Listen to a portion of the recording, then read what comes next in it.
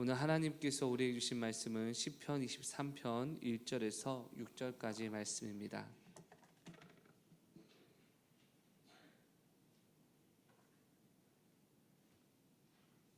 시편 23편 1절에서 6절까지 말씀.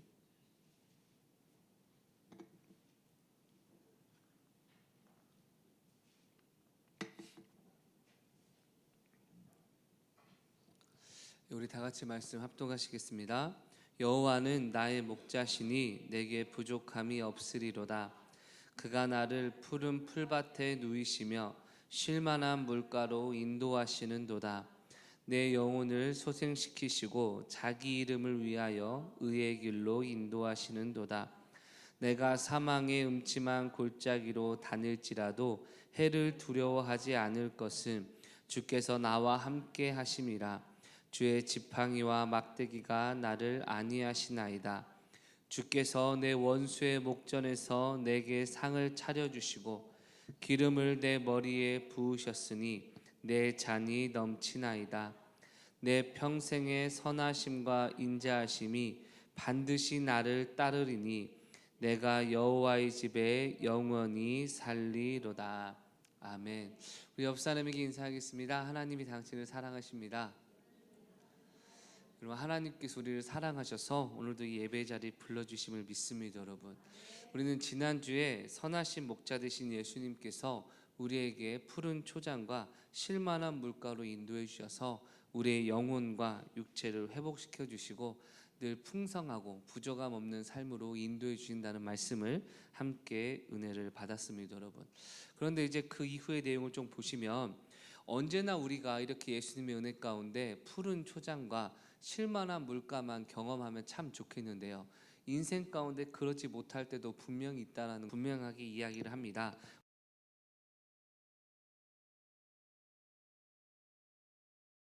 우리 4절 읽어볼까요? 내가 사망의 음침한 골짜기로 다닐지라도. 아멘. 여러분, 다윗은요 분명히 하나님께서 푸른 초장과 쉴만한 물가로 인도하신 것, 그리고 자신의 삶에 부족함이 없는 것을 인정하고 있었지만, 그럼에도 불구하고 사망의 음침한 골짜기, 즉 죽음의 향기가 가득하고 죽음의 위협이 가득한 이 골짜기에 내려가고 지나다니는 양의 모습을 설명하므로 자신의 인생 가운데서도 어려움과 힘듦의 순간이 있었다는 것을 분명히 말하고 있습니다. 여러분, 사실 이 골짜기 생각해 보면요, 그 이스라엘 상황을 좀 이해하시면 아시겠지만, 골짜기가 이 산지가 험하니까 산과 산 사이의 골짜기가 여러분 워낙에 깊어서 햇빛도 잘 들지 않고 또 어둡고 침침하고 또 습도도 높았을 것이고요, 또 맹수들이 왔다 갔다 하면서 이제 동물들을 잡아먹는 이런 골짜기의 위협으로 말미암아 이 양떼가 골짜기를 지나간다는 건 참으로 어렵고 힘든 일이 아닐 수가 없습니다. 그리고 평탄한 일반 길에 비해서 골짜기 곳곳에 바위나 낭떠러지나 여러 가지 문제가 많았기 때문에 이 골짜기를 지나는 것은 양의 입장에서는 정말 죽음의 위협이 언제든지 도사리는 어렵고 힘든 것임을 다윗도 이야기하고 있는 것이죠. 그런데 중요한 것은 여러분, 하나님을 믿는 저와 여러분의 삶 가운데서도 때때로 이런 사망이 음침한 골짜기를 지나가는 듯한 순간이 언제든지 찾아올 수 있다는 것입니다. 여러분, 사실 그렇습니다. 예수를 믿지 않아도 인생의 어려움이 찾아올 때가 있고요, 예수님을 잘 믿는다 하더라도 인생의 어려움이 찾아올 때가 있습니다. 그러면 신앙생활을 잘하는 것과 신앙생활을 안 하는 것이 어차피 어려운 일이 찾아온다면 무슨 차이가 있겠습니까? 라고 말할 수 있겠지만, 여러분, 우리 예수 믿는, 즉 목자 되신 예수님을 의지하는 사람은요, 오늘 본문의 고백처럼 사망의 음침한 골짜기를 다닐지라도 해를 두려워하지 않는 것은 주께서 우리와 함께 하시기 때문입니다. 여러분, 주님이 우리와 함께 하시기에 여전히 환경과 여건은 힘들어도요, 우리는 믿음으로 이겨낼 수 있는 것입니다. 여러분, 예를 들어 한겨울날 추운 날에 돌아다니는 것이 여러분 참 힘들고 어렵지만, 손에 핫팩이 주어져 있거나 아니면 따뜻한 겉옷을 입고 있다면 분명 춥긴 추우나 맨몸으로 나가는 사람보다 여러분 훨씬 더 견딜 수 있고, 그 모든 삶을 잘 누릴 수 있는 것처럼 아무리 우리의 환경과 상황이 어렵다 할지라도 예수님께서 우리와 함께 하시면 우리는 참된 은혜를 누리게 될 줄 믿습니다, 여러분. 그런데 그렇게 생각을 해도요, 왜 우리 인생에 푸른 초장만 있는 것이 아니라 이런 사망의 음침한 골짜기가 나타나는가? 이 부분에 대해서 우리는 분명하게 하나님 관계 가운데 해결을 받아야 할 줄 믿습니다, 여러분. 먼저 두 가지 정도를 생각할 수 있을 것 같습니다. 많은 이유가 있겠지만 첫 번째는 여러분, 이 사망의 음침한 골짜기가 무엇을 위한 과정인지를 우리가 생각해야 한다는 겁니다. 그 당시 목자와 양의 입장에서 좀 생각해 보면 여러분, 푸른 초장과 쉴만한 물가는 말 그대로 일시적이고 한시적인 곳이었습니다. 양떼들이 어느 푸른 초장에서 여러분 음식을 먹기 시작하면요, 뭘 뜯어 먹습니까? 말 그대로 풀을 뜯어 먹게 되죠. 또 쉴만한 물가에서 물을 먹게 되면 이제 물이 점점 사라지게 되겠죠. 이런 상황 가운데 시간이 흐르면요, 목초지도, 이 푸르던 목초지도 점점 풀이 사라지고 황폐해지고, 졸졸졸 물이 흐르는 곳도 뭐 건기나 우기의 영향을 받아서 또 양이 많은 물을 먹게 되면 물이 사라지기 마련이겠죠, 그렇죠? 그러면 이제 양들과 목자는 선택을 해야 되는 순간이 오는 겁니다. 어떤 선택일까요? 이곳의 푸른 초장이 이제 황폐해지니 저기 산 건너편에 있거나 저쪽 건너편에 있는 푸른 초장으로 찾아가야 양떼도 계속해서 부족함이 없는 삶을 누릴 수 있기 때문에 그곳으로 이동해야 한다는 것입니다, 여러분. 그런데 바로 그곳으로 이동하는 과정이 이 사망의 골짜기와 같이 골짜기를 통과하여 이동하게 된다는 것입니다, 여러분. 그래서 푸른 초장과 쉴만한 물가는요, 양들이 쉬는 곳이지만 이 사망의 음침한 골짜기는 양들이 거주하는 곳이 아니라 지나가는 곳에 불과한 것입니다. 즉 하나님께서는 우리가 볼 때는 여기면 충분히 좋겠다 생각할지 모르나 하나님 우리에게 더 풍성한 은혜, 우리를 더 성장시키시고 우리의 삶을 주님이 기뻐하시는 삶의 자리를 인도하기 위해서 때때로 사망의 음침한 골짜기처럼 느껴지는 어려움과 고통과 고난을 허락해 주실 때가 있다는 것입니다, 여러분. 부모님들도 같은 마음 아니겠습니까? 제 둘째가 여러분 좀 기특한 것 중 하나가요, 주사를 맞으면 안 웁니다, 여러분. 보통 주사를 떡 찌르면요 그냥 이러고 맙니다, 여러분. 근데 첫째는요 막 찌르면 울고 난리를 칩니다, 여러분. 그래서 이제 첫째가 8살인데 이제 안 웁니다, 여러분. 근데 둘째는 처음부터 잘 안 울었습니다, 여러분. 그래서 첫째가 그러더라고요. 둘째는 좀 뭔가 이상한 것 같아요. 문제 있는 것 같아요. 왜냐면 자기가 아프니까 우는데 얘는 안 우니까 이상하다는 겁니다. 여러분, 이 아이가 주사 맞을 때 부모님들 마음 어떠십니까? 아, 우리 애가 아파하니까 주사 넣으면 안 돼요. 뭐 독감 주사도 안 돼요. 이러십니까? 아니면 여러분 주사를 맞는 과정 가운데 일시적으로 이 백신으로 말미암아 약간 열감이 있을 수 있고 어려움이 있을 수 있지만 이후에 더 건강한 삶을 위해서 그 어려움을 감당하지 않습니까, 여러분? 마찬가지로 하나님께서도요, 사단 우리를 멸망시키려고 공격하고 어려워하는 그 순간 우리를 보호하시고 더 안전한 자리로 인도하시기 위해 때때로 사망의 음침한 골짜기를 허락하실 때가 있다는 것입니다, 여러분. 바로 주님께서 우리를 인도하시는 그 은혜를 우리가 바라볼 때 우리는 이 모든 것을 이겨낼 수 있습니다, 여러분. 제가 일부 예배 때 말씀드렸지만 여러분, 어렸을 때 저희 가족들이 먹었던 간식 중 하나가 여러분 귤이 있었습니다, 여러분. 귤. 예전에는 기억하시죠? 귤 박스도 여러분 요새는 진짜 조그만하더라고요, 여러분. 예전에는 사과 박스도 컸고 귤 박스도 컸잖아요, 그렇죠? 그러면 부모님이 잘 안 계셨고 집에 안 계셨고 형제들끼리 이제 아직도 기억나요. 노란 이불이 크게 있었는데요. 그 안에서 여러분 딱 들어가 있으면 따뜻하잖아요, 그렇죠? 그럼 그때 이제 겨울에 할 일이 없으니까 뭐 합니까? 예, 귤 까먹죠, 그렇죠? 그럼 귤을 까먹으면 가운데 이제 뭔가 이제 그 껍데기가 쌓이기 시작하죠. 근데 여러분 시간이 지나면 이제 어떤 일이 벌어집니까? 귤이 점점점 줄어듭니다, 여러분. 그럼 이제 선택할 때가 됩니다. 이제 귤 그만 먹자 또는 귤 갖고 와라. 근데 여러분 귤이 보통 어디에 있습니까? 따뜻한 곳에 있습니까? 아니면 베란다에 있습니까, 여러분? 시원한 곳. 그러니까 베란다에 있었습니다. 그러면 사남매가 있으면 누가 갔다 오겠습니까, 여러분? 그렇죠. 여러분 잘 아시네요. 야 갔다 와. 그럼 저는 또 남자답게 반항을 하죠. 왜 나만 시켜? 안 가. 갖고 와. 하면 여러분 어떻습니까? 이불 밖은 위험하단 말처럼 따뜻한 곳에서 귤 까먹다가 베란다로 나가는 게 여러분 쉽습니까? 쉽지 않습니까? 여러분 제 입장에서 좀 생각해 주세요. 여러분 쉽지 않잖아요, 그렇죠? 춥잖아요, 그렇죠? 그러니까 제가 안 가면 어떻게 됩니까? 이제 귤은 더 이상 없는 것이고, 이제 가면 어떻습니까? 이 사망 음침한 골짜기 같은 추운 베란다로 나아갔을 때 귤을 짚고 다시 방으로 들어오면 귤을 다시 먹을 수가 있겠죠, 여러분. 사랑하는 성도 여러분, 하나님께서 우리에게 은혜를 주시고 은혜가 점차 사라지고 익숙해질 때쯤 우리를 다시금 베란다로 부르시는 것은 추워 죽이시려는 것이 아니라 또 다른 귤을 주기 위함이라는 것을 꼭 잊지 마셔야 됩니다, 여러분. 물론 내가 뭐 귤 필요 없어요, 은혜 필요 없어요, 이 정도면 충분해요 하면 모르겠지만, 그럼에도 불구하고 귤을 사랑하는 사람은 추위를 극복하고 나아갈 줄 믿습니다, 여러분. 또 생각해 보면요, 저희 집은 보리차를 끓여 먹었거든요. 예전에 정수기가 없었잖아요, 그렇죠? 보리차도 여러분 끓여 놓으면 어디다 놓습니까, 여러분? 그렇죠? 시원한데 거기가 어디입니까? 베란다잖아요, 그렇죠? 베란다에 딱 꺼내 놓으면 목마르면 어떡합니까? 물 마시려면 베란다로 또 가야 되고, 목마름을 참을 것인가 아니면 추움을 감안하고 물을 마실 것인가, 이 선택이 있지 않습니까, 여러분? 사랑하는 성도 여러분, 우리가 좀 말도 안 되는 그 비교를 했지만, 우리가 시원한 물을 마시거나 아니면 음식을 먹더라도 이런 어려움을 잠깐 겪을 수도 있는데, 하나님께서 우리를 푸른 초장과 실만한 물가로 인도하실 때 여러분, 때때로 찾아오는 이 사망의 음침한 골짜기 같은 고난과 인내를 두려워하지 않으시길 주의 이름을 축원합니다. 왜냐하면 이따 말씀드렸지만 주님께서 나와 함께 하시기 때문입니다, 여러분.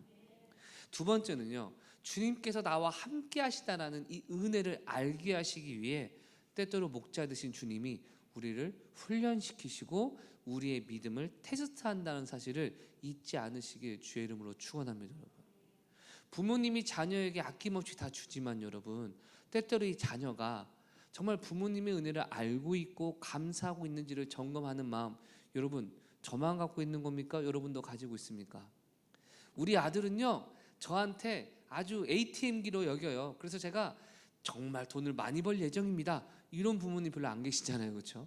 아빠를 그냥 용돈의 창구로 생각하면 용돈 창구로 생각하는 마음을 바꿔서 아버지를 사랑하고 아버지를 좋아하는 마음을 회복시킨 이후에 그의 용돈을 주고자 하는 것이 부모님의 마음이지, 나를 무슨 지갑으로 생각하니까 사랑받기 위해 더 많은 지갑을 준비해야겠다, 더 많은 현금을 준비해야겠다, 아마 그런 생각은 하지 않으실 것입니다, 여러분. 하나님께서 우리의 목자이시고 우리는 주님의 모든 도움을 받는 양떼이지만, 하나님은 또한 우리가 하나님의 말씀에 순종하는 하나님의 백성임을 테스트하시고 훈련시키시며 우리를 성장하게 하시기 위해 사망의 음침한 골짜기를 인생 가운데 허락하실 때가 있다는 것입니다, 여러분. 우리 신명기 말씀 한번 읽어보겠습니다. 신명기 8장 2절과 3절입니다. 내 하나님 여호와께서 이 40년 동안에 내게 광야길을 걷게 하신 것을 기억하라. 이는 너를 낮추시며 너를 시험하사 내 마음이 어떠한지 그 명령을 지키는지 지키지 않는지 알려 하심이라. 너를 낮추시며 너를 줄이게 하시며 또 너도 알지 못하며 내 조상들도 알지 못하던 만나를 내게 먹이신 것은 사람이 떡으로만 사는 것이 아니요 여호와의 입으로 나오는 모든 말씀으로 사는 줄을 내가 알게 하려 하심이니라. 아멘. 오늘 본문의 이 말씀은 여러분, 하나님께서 이스라엘을 애굽에서 인도하사 푸른 초장과 실만한 물가로 설명될 수 있는 가나안으로 인도하시는 과정 가운데 40년 동안 광야라는 이 사망의 음침한 골짜기와 같은 목마르고 힘들고 인내할 수밖에 없는 현장에서 때때로 굶주리게도 하시고 때때로 낮추게도 하시고 목마르게 하셨는데, 그 이유가 무엇이냐? 그들의 마음이 물질로 공급하는 그 자체를 만족하느냐, 아니면 물질과 풍성한 도움을 주시는 하나님을 사랑하고 그 말씀에 순종하는지를 점검하시기 위해 훈련시키셨다라고 말하고 있는 것입니다, 여러분. 마치 부모가 자녀에게 교육을 하듯 하나님도 저와 여러분의 목자가 되셔서 우리 인생을 책임져 주시고 도와주시지만, 마냥 우리에게 맞춰주시는 것이 아니라 우리의 믿음을 달아보시고 우리가 순종하는지 순종하지 않는지 우리의 믿음을 점검하신다는 것입니다, 여러분. 사랑하는 성도 여러분, 때때로 사망이 음침한 골짜기로 나아갈 때 푸른 초장도 사라지고 쉴만한 물가도 없으니 목마르기도 하고 또한 맹수의 위협 가운데 두렵기도 하겠죠. 또는 때때로 맹수가 실제로 나타나 양떼를 향해 달려들 때 모든 것을 다 던져버리고 도망치고 싶은 마음도 들지 모르겠습니다. 주님께서는 그때 바로 주님의 양들인 우리가 목자가 되어서 막대기와 지팡이로 우리를 지켜주실 주님을 신뢰하고 주님 안에 거하는지, 아니면 맹수를 보고 두려워서 주님을 버리고 떠나는, 주님을 신뢰하지 않는 자인지를 점검하시기 위해 우리를 사망의 음침한 골짜기로 인도하시는 것입니다. 여러분, 물질적인 문제로 우리를 고민하게 할 때, 여러분, 이 물질의 문제가 제발 안 생겼으면 좋겠다, 이 물질적인 문제가 다 해결되면 내가 진짜 주님 잘 섬기겠는데 라는 것이 우리의 마음이겠지만, 하나님께서는요, 그 물질의 시험을 통하여 내가 하나님을 선택할 것인가 아니면 물질의 어려움을 굴복할 것인가를 테스트하시는 것이고요. 또는 내가 감정의 어려움을 당할 때 내가 하나님을 선택할 것인가 아니면 감정의 어려움을 붙잡고 하나님을 뒤로할 것인가를 테스트하는, 즉 어떻게 보면요, 우리가 많이 힘들어하고 어려워한 부분이 우리가 약하거나 우리가 우상처럼 여기는 것들로 인해 어려움을 당할 때가 많지 않습니까, 여러분? 물론 모든 것이 다 그렇다고 말할 수는 없지만 거의 대부분 그렇습니다. 저는 관계적인 부분에서 참 어려움을 많이 느꼈는데요. 물론 목사라는 사역의 특징도 그렇지만 제 원래 성격이 별로 남한테 관심 없고 그냥 내 할 일만 하고, 남한테 말 거는 것도 불편하고 거절당하는 것도 불편하고 상처받을까 두려워서 그냥 친밀함의 표현을 하지 않는 사람이 저인 이 성향을 생각해 볼 때, 관계 가운데 때때로 희생하고 억울하고 답답하고 먼저 나아가는 모든 것이 저한테 여러분 참 불편한 것이지만, 그런 과정을 통해서 하나님의 뜻에 순종하는 과정을 통하여 조금씩 그 관계적인 연약함이 성장하는 것을 저는 개인적으로 느낍니다. 여러분도 아마 그러실 것입니다. 어느 영역이든 많이 인내하고 많이 어려움을 당하는 그것이 때때로 내가 성장해야 되는 약점일 때가 많습니다. 여러분, 오늘 주님께서도 그 부분을 보여주시는 것입니다. 두려워하는 바로 그 부분에 대해서 주님께서 다스리시고 만져주시고 고치시면서 주님의 일꾼들을 세워 나가시는 것이죠. 여러분, 부자 청년을 기억하십니까? 예수님 앞에 이야기합니다. 내가 주님 10계명의 5계명부터 말씀을 다 지켰습니다.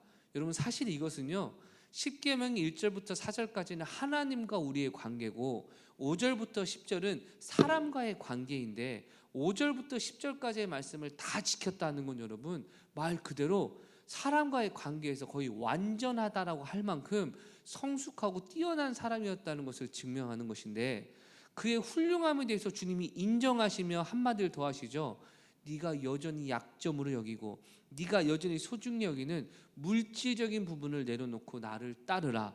여러분, 주님께서 그를 공격하시기 위함이 아니요, 그를 온전하게 세우시기 위함인 줄 믿습니다. 여러분, 결국 그가 그 사망의 음침한 골짜기를 통과하고자 하는 마음이 아닌 편하고 안락한 삶을 선택했기에 결국 주님을 떠나게 되고, 주님은 그가 천국에 들어가지 못한 자라고 이야기를 하고 계시는 것이죠. 여러분, 하나님은 여러분 우리를 골탕 먹이게 하려나 아니면 우리를 굶겨 죽이려고 연단과 고통을 주시는 것이 아니라 우리의 약점을 고쳐주시고 우리를 하나님을 의지한 자로 세우게 하사 더 풍성히 은혜 주시기 위해 연단과 사망의 골짜기를 허락하시는 줄 믿습니다. 여러분, 기억하셔야 됩니다. 사망의 골짜기는 지나가는 잠시일 뿐이지 우리가 영원히 거주하는 곳이 아니라는 사실입니다. 여러분, 그리고 그 잠깐 지나가는 순간에도 주님께서 함께 하여 주신다는 것이죠.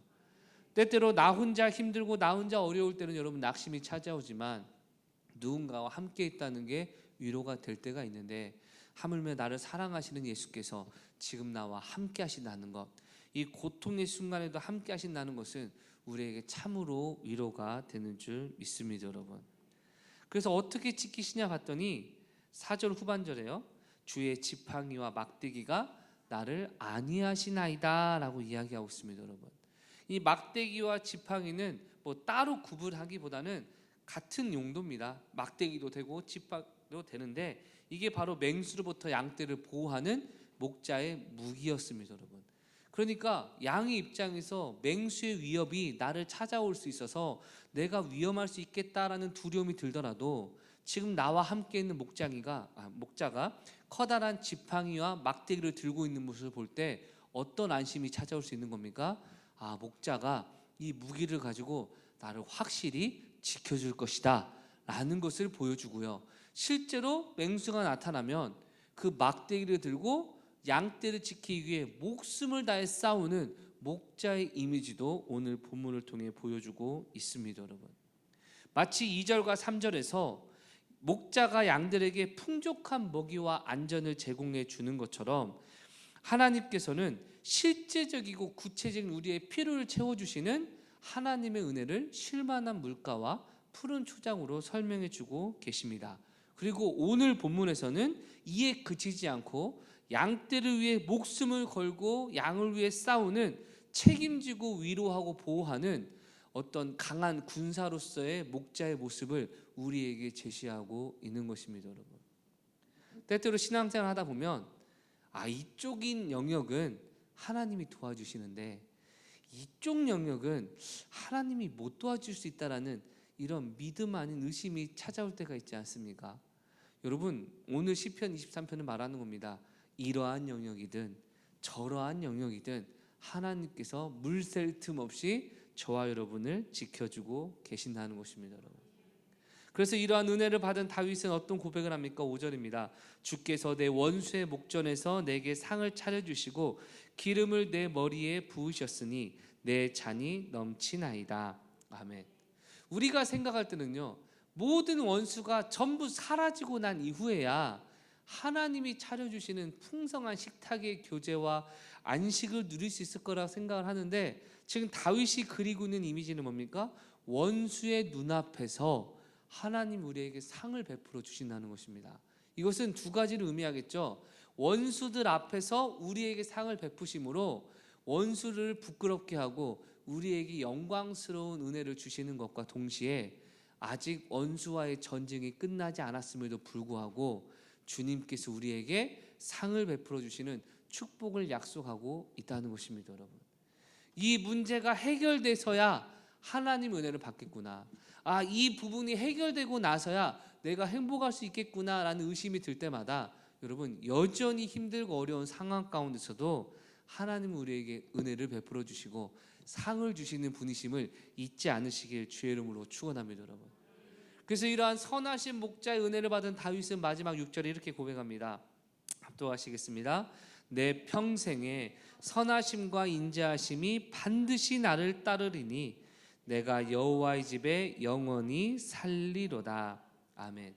여러분, 다윗은요, 지금처럼 인생의 모든 과정을 통하여 때때로 사망의 골짜기를 지나갈 때도 있었지만 하나님이 그때마다 지켜주셨고, 아마 압살롬의 사건을 언급한 게 아닐까라는 많은 주석가의 의견이 있을 만큼 실제로 전쟁의 위협에서도 지켜주셨고, 또한 자신의 일상의 모든 삶의 풍성한 은혜를 공급하실 때 쉴만한 물가와 푸른 초장으로 부족함이 없는 은혜도 경험을 했습니다, 여러분. 그리고 이러한 은혜를 경험한 그가 어떤 고백을 합니까? 나의 평생에 하나님의 선하심과 인자하심이 나를 따라다닌다. 내가 은혜를 구하는 게 아니라 은혜가 나와 함께하고 나를 쫓아다닌다라고 말함으로써 우리가 근거가 아닌 하나님의 선하심과 인자하심으로 말미암아 우리에게 풍성한 삶이 계속해서 주어질 것을 이야기하고 있습니다, 여러분. 이러한 은혜의 삶을 경험하시길 주의 이름으로 축원합니다, 여러분. 그런데요, 이제 마지막으로 한 가지만 더 말하고자 하는데, 여러분, 이 사람의 진짜 성품과 성격과 의도가 언제 드러나냐? 부족해서 남의 도움을 구할 때 드러나겠습니까? 아니면 부족함이 채워져서 이제는 아쉬울 것이 없는 그때 어느 순간 여러분 이 사람의 본질이 드러나겠습니까? 아마 후자일 겁니다. 우리 옛말에 이런 말 있죠. 화장실 들어갈 때와 나올 때 뭐 마음이나 입장 뭐 이렇게 다르다라는 말처럼 여러분, 우리가 뭔가 부족하면 하나님 도와주세요라는 간절함과 겸손함이 있지만 하나님이 나의 필요를 다 채워주시고 부족함이 없게 만들어 주실 때 여러분 이때 우리의 본질이 드러나기 마련입니다. 때때로요, 죄송합니다만 은혜를 잘 유지하는 사람과 은혜를 받았다가 금세 은혜를 잃어버린 사람의 특징을 살펴보면 하나님이 부족함 없이 채워주시는 그 은혜를 받았을 때 그 이후에 어떠한 삶의 목적으로 살아가느냐, 무엇을 바라보며 살아가느냐에 따라 결정될 때가 많습니다. 여러분, 저도 자녀들에게 무엇인가 선물을 할 때요, 이 자녀가 선물이나 뭔가 도움을 받았을 때 기뻐하고 즐거워하며 저를 막 좋아할 때와 기뻐하고 즐거워하며 자기 방에 문 닫고 들어갈 때나 그럼 마음이 좀 뭔가 다르다라는 걸 좀 느낍니다. 여러분, 하나님께서요 우리 삶의 선하심과 인자하심을 언제나 공급하시는데 그 은혜를 받은 자가 어떠한 마음으로 살아가기를 원하시냐, 다윗과 같은 마음으로 살아가기를 원하시는 것입니다. 은혜 받은 다윗이 뭐라고 얘기합니까? 6절 다시 한번 읽겠습니다. 내 평생의 선하심과 인자하심이 반드시 나를 따르리니 내가 여호와의 집에 영원히 살리로다. 아멘. 여러분, 만약 여러분에게 10억이라는 돈을 만약에 하나님께서 주셨다라고 한번 생각해 보겠습니다. 별로 감흥이 없으신가요? 10억? 네. 10억을 받았습니다. 여러분 이제 어디 가실 겁니까? 이때 우리가 이 돈을 부유함을 얻었을 때 무엇을 원하는지가 다 드러나겠죠. 누군가는요 집 사러 갈 수도 있고요, 누군가는 차 사러 갈 수도 있고요, 누군가는 맛있는 거 먹으러 갈 수도 있고, 누군가는 해외여행 갈 수도 있습니다. 여러분, 근데 누군가는요 하나님이 주신 것이니 하나님께 영광 돌립니다라고 헌금을 할 수 있겠죠. 또 누군가에게 하루라는 자유시간이 주어졌습니다. 너무 짧나요? 일주일이라는 자유시간이 주어졌습니다. 무엇을 하시겠습니까? 누구는요 친구 만나러 가고, 누군가는요 해외여행 가고, 누군가는 자러 갈 수도 있겠죠. 그러나 누군가는 예배 자리에 나오거나 하나님 앞에 마음껏 기도하러 나올 수도 있겠죠. 그 브레이너드 선교사의 일기를 보면요, 이 미국의 원주민들에게 복음을 전하기 위해서 이 사람이 정말 건강을 잃어가면서 사역을 하다가 어느 순간 자기 생일이 되니까 그 일기 이렇게 씁니다. 오늘은 내가 내 생일이기 때문에 나를 위한 시간을 투자하겠다. 오늘만큼은 사역이나 이런 것에 스트레스 받지 않고 나를 위한 시간으로 보내기 위해서 아침에 산속에 깊이 들어가 하나님 앞에 하루 종일 기도하고 저녁에 나오게 되었는데 이 영적인 충만함과 기쁨은 그 어느 것과도 비교할 수가 없다.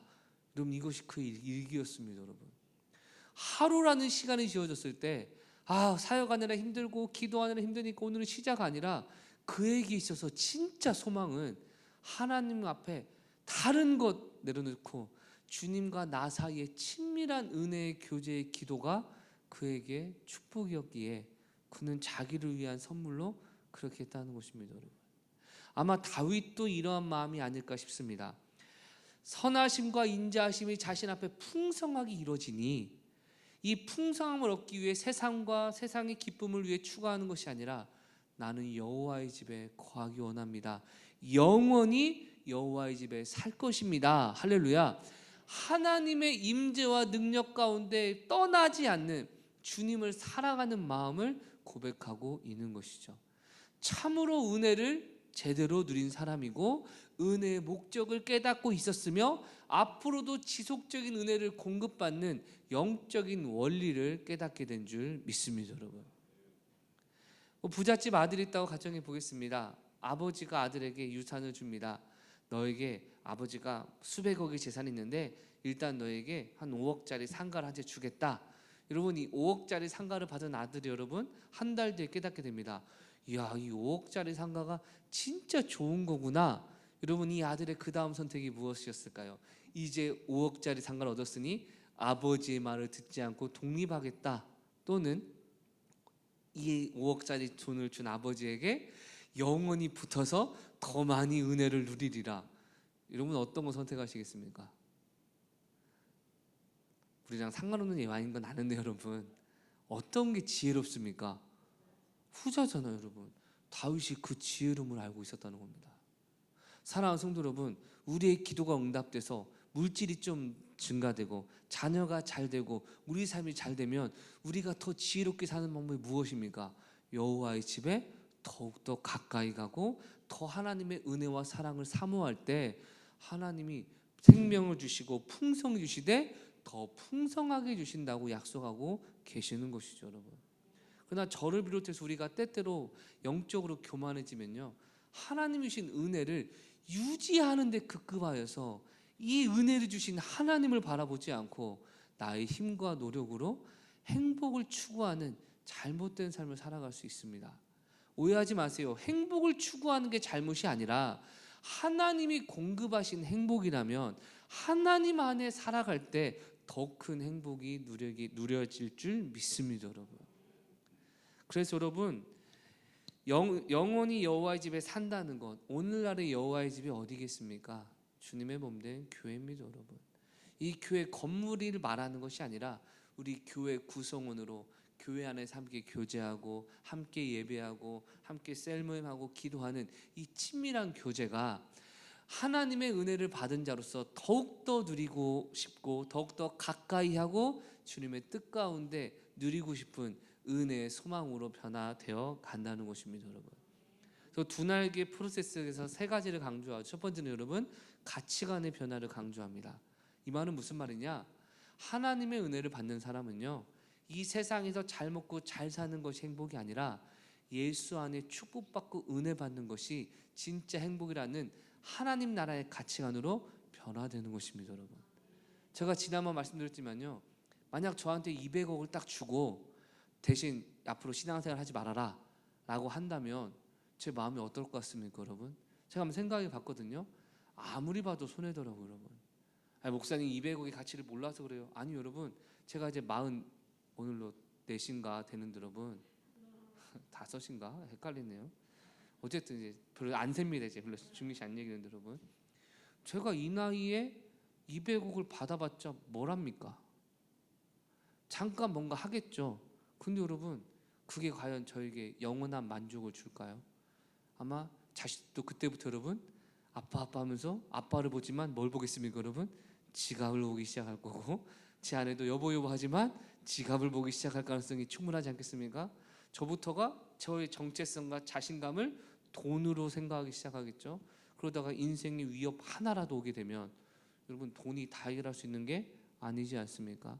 인생의 어려움이 하나 찾아오면 인생 전체가 뒤흔들리는데 하나님 주시는 위로, 하나님 주시는 평안, 어려움이 생겼을 때 하나님을 의지하여 해결되는 이 초자연적인 능력을 다 포기하면서까지 200억을 갖는다? 여러분, 손해라는 사실이 목사로서 분명하게 생각이 들고요. 지금 저는 영원한 천국을 말한 게 아닙니다. 이 땅에서의 삶만 생각해도 여러분, 200억은 하나님이 이 시간까지 저를 인도하신 은혜와 비교할 때 바꿀 수 없다는 걸 제가 분명히 느낍니다. 하물며 영원한 천국에서 삶을 빼앗기고 영원한 지옥에서 멸망받는 데 있어서 200억 인생 길어봤자 40년 후면 끝날 터인데 여러분, 이 아무런 가치가 없는 것입니다, 여러분.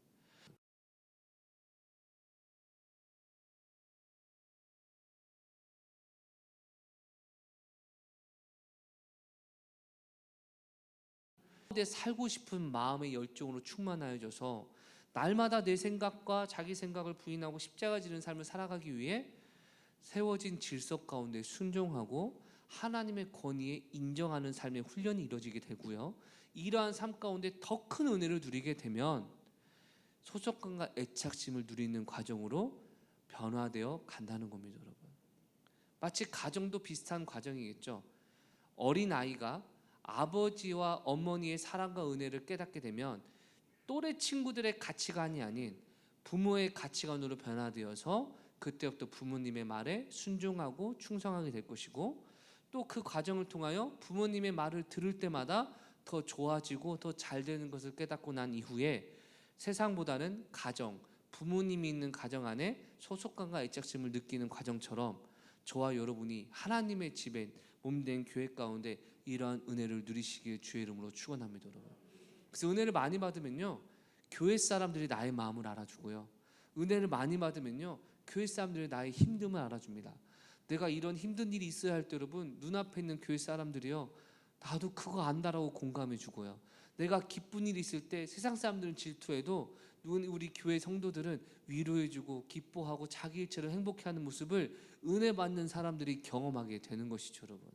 근데 은혜가 떨어지면요, 왜 그렇게 불편하고 어색하고 이런지 모르지 않습니까, 여러분? 말씀을 마무리하겠습니다. 다윗은 부족함이 없도록 채워주시는 하나님의 은혜를 풍성히 누렸고, 그 은혜를 감사한 결과 여호와의 집에 영원히 거하겠다라는 하나님 중심의 삶을 살아갈 것을 결단했습니다. 여러분, 저와 여러분도 하나님이 주시는 풍성한 은혜를 경험하여서 교회라는 장소뿐만 아니라 매 순간 나의 삶에 하나님의 뜻과 하나님의 은혜 가운데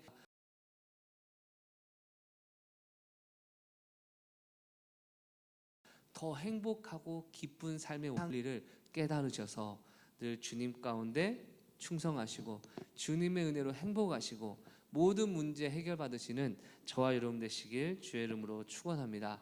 기도하겠습니다. 하나님, 우리의 선한 목자 되신 예수께서 우리의 인생의 문제를 해결해 주시고 선하심과 인자하심으로 모든 것을 공급하여 주심을 감사드립니다. 아버지여, 때때로 사망의 음침한 골짜기를 다니고 있지만 그때마다 주님께서 우리와 함께 하시고 막대기와 지팡이로 나를 보호하심도 믿고 평안을 누리며 나아갑니다. 이러한 하나님의 선하심과 인자하심이 우리의 평생에 반드시 따를지인데 우리는 더욱더 하나님의 임재와 주님의 사역과 주님의 능력 가운데 살아가기 원하오니 천성의 모든 가족을 회복시켜 주시고 은혜 더하여 주시옵소서. 은혜의 자리를 붙들고 승리하게 하여 주시옵소서. 우리 주여 외치고 통성으로 기도합니다. 주여, 하나님, 주님의 선하심과 인자하심으로 우리를 돌봐주시고 우리를 삶 가운데 때때로 사망의 음침한 골짜기처럼 힘듦과 문제와 어려움이 있지만 이 모든 것을 능히 극복하게 하실 목자 되신 예수께서 우리와 함께 하심을 믿기에 오늘도 믿음의 길, 은혜의 길로 나아가고 있습니다. 주님 역사하여 주시고 주님 문제 해결하여 주시고 살아계신 하늘의 은혜와 능력을 경험하게 하여 주시옵소서. 비록 지금 원수와 같이 나를 힘들게 하고 어렵게 하는 일이 있다 할지라도 원수의 목전에서 내게 상을 베푸신 예수께서 이 어려움의 순간 나를 위로하시고 참된 안식과 평안을 주실 줄 믿사오니 주님 은혜 더하여 주시옵소서. 주님 역사하여 주시옵소서. 하나님, 나의 목자 되신 주님께서 나의 인생을 책임져 주시고 나의 모든 결핍과 궁핍함과 부족함을 아시니 풍성하게 채워주신 은혜로 역사하여 주시옵소서. 때로는 사망의 골짜기를 다니는 고통의 순간이 있다 할지라도 주님의 지팡이와 막대기가 우리를 보호하고 있음을 믿고 나아가니 주님 우리의 믿음을 붙들어 주시옵소서. 반드시 하나님의 선하심과 인자하심 우리 삶에 넘쳐 흐르게 하여 주시고 우린 더욱더 주님께 감사하며 아버지의 집에 영원히 거하고자 하는 열정과 사랑으로 주님만을 붙들며 누리게 하여 주시옵소서. 역사하신 주님 감사하며 예수님의 이름으로 기도드렸습니다. 아멘. 이제는 우리 구주 예수 그리스도의 은혜와 하나님의 무한하신 사랑과 성령님의 교통하심의 은총이 이 시간 주님의 뜻대로 순종하고 충성하며 목자 되신 주님을 의지하며 나아가는 전성의 모든 가족 삶 가운데 이제부터 영원토록 함께 있을지어다. 아멘.